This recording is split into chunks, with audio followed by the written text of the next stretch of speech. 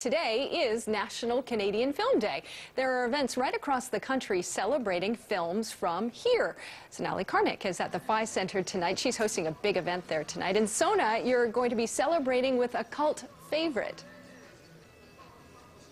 It's actually the perfect night for this, Deborah. It's dark and stormy outside, and we're going to be watching Ginger Snaps, the horror film. Now, this is one of my favorites, so I'm pretty excited about tonight. But we are just one of the 1,700 screenings across the country today for Canadian Film Day.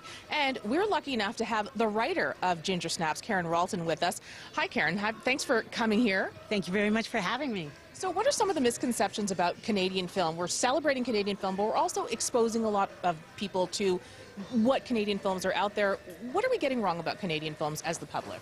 I think the old school stigma is they're all the same, they're very serious, they're very dry, they take themselves incredibly importantly, and that's not the case. Canadian films these days there's as many different kinds of Canadian films as there are Canadians. They're fantastic, and no matter what your genre, you'll probably find something you'll love in Canadian films. I think one of the questions that we keeps coming up is accessibility. How do we have access to these films? And with streaming services, we do have a little bit more access these days, but it's not that they're in hiding. They are out there for us to see. Especially these days with online availability, so you can look at your major merchandiser online, wherever you buy your music and films from any other country.